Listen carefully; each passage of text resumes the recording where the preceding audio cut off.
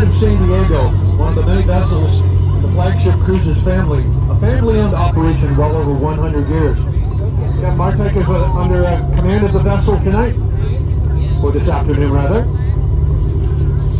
We've got Mike and Melissa at the bars and our wonderful ship's crew down below to help you out in any questions you have.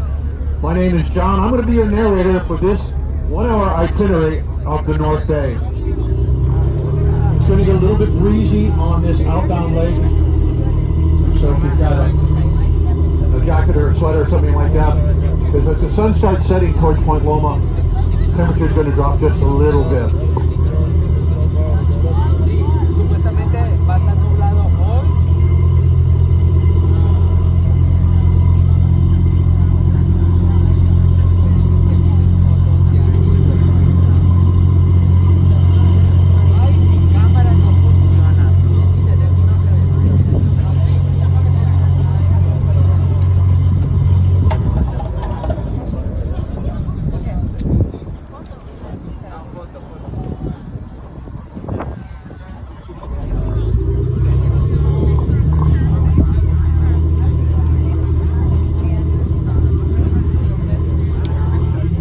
We're going to be leading these series of piers that were built back in the 1930s and used primarily for the Navy supply chain. The piers are all built now for tourism and recreation. We left the Broadway Pier, our home. These three piers immediately to our right, which says Port of San Diego, that's the main cruise terminal. And of course, Navy Pier behind us, home of the Midway Aircraft Carrier Museum. Speaking of museums, if you look to the right, there's Anchorage, you see the Maritime Museum, the block hull vessel, that waterline is the Star of India. Built in the city of Ramsey, the Isle of Man in the United Kingdom, a maiden voyage is 1863. Set sail for a port of London bound to the countries of New Zealand and Australia. Well, take a look to the waterfront, just behind the Star of India. That peach color building, that is the only original building on the waterfront. And it's a county administration building from 1937, commemorated by Franklin D. Roosevelt. The Maritime Museum, by the way, you'll find two submarines, one from our U.S. Navy and one from the Russian Navy, a Cold War era Foxtrot B-39. You'll find an English pirate ship that sits right next to Star of India from the movies Pirates of the Caribbean and Master and Commander. So we're making our way into some cloud cover here. This is considerably different weather than we've experienced the last month, where it's been uncomfortably warm in San Diego. I know our guests from Phoenix are laughing at me. You don't know anything about hot, do you, John?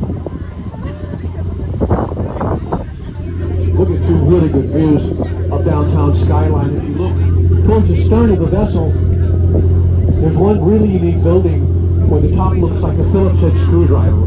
That is the tallest building in downtown at 500 feet, One American Plaza. But most of what you see in downtown today, luxury condominiums and apartments, a little bit of commercial. The only part of downtown which is intact to its origins is Little Italy. Little Italy, renowned for its restaurant options, lifestyle, beautiful Roman and Venetian piazzas.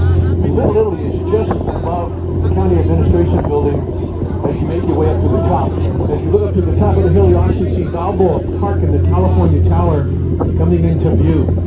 Now, we are going to be a bit breezy as we're heading into the wind, so make sure that your hats, scarves, and anything else that is a little bit loose is fairly secure. We don't want anything to fly off of the spirit of San Diego.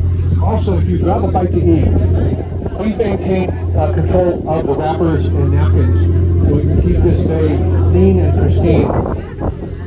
Right of our vessel is Harbor Island, and let me dispel a couple of rumors. A, it's not an island. B, it's not natural. Harbor Island was built back in the 1970s when San Diego's airport operations were moved to the Pacific Highway side, and the brand new Terminal 1 and 2 were opened up. So with that, Harbor Island, spoils of bay dredge pulled from the center channel of San Diego Bay, placed into a 2-mile-long linear make-believe island or peninsula. It is the home of Sun Road Marina and well over 800 pleasure craft on what we call the leeward side. On this side, restaurants with dynamic views of San Diego, including Costera, sea level, and island prime, all part of the David and Leslie Kuhn family of restaurants in San Diego. They are so famous, and they're wonderful cuisine of every style. Well, that image of downtown San Diego just gets better and better and better.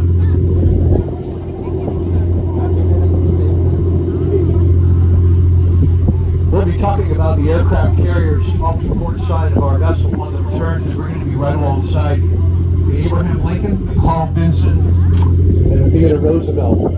By the way, the white mylar wrapping on these carriers is not long hauls or retired ship. It's to protect the environment.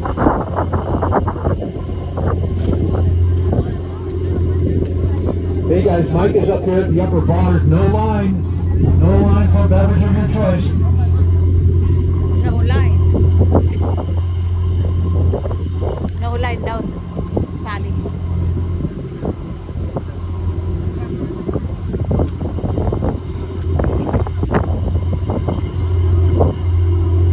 San Diego Bay, about 14 miles long.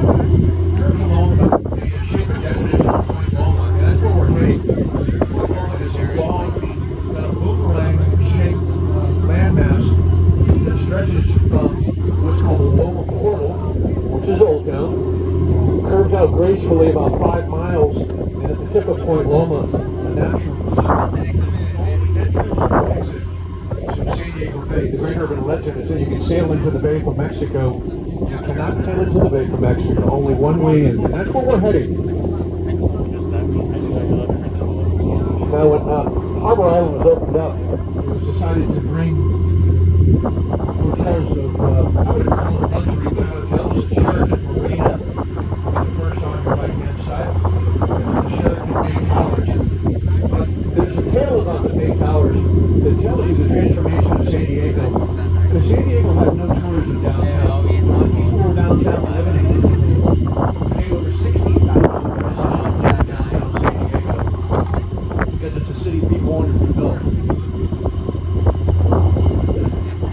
Back in the early days of Sheraton, Bay Towers Marina, which is going to be the next hotel coming up on our starboard or right side, they would close down every winter because there wasn't any business downtown. Today, she's open 365 days a year. Mostly airline crew can walk through the terminals.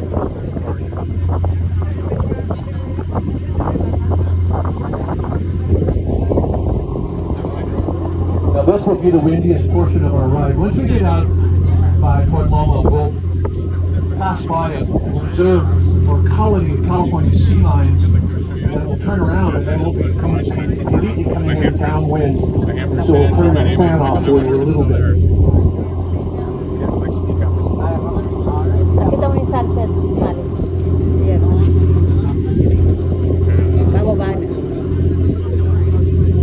Hindi masyadong maano.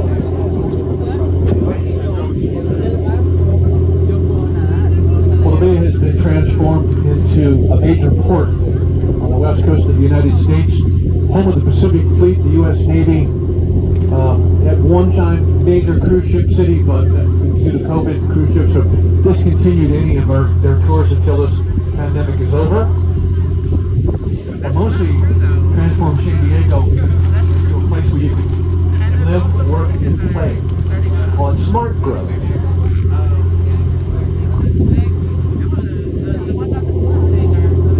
Originally classified as an estuary bay.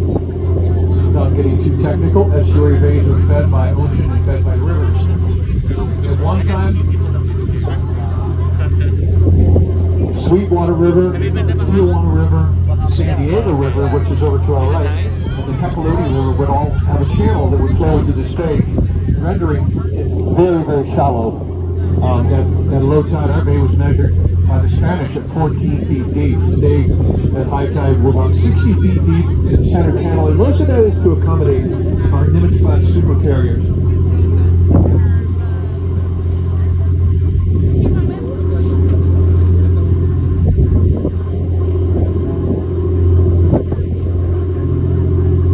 All right. We're good with our thing. Just on the right side, northern tip of This is Harbor for the Island. Is Harbor Tottenham Island, Lighthouse. San Diego. Ham was a very popular businessman, politician in San Diego times, and that's one of his Please premier subscribe to my restaurants. channel. The restaurant is Or up Elena above channel. on the upper level. Facebook.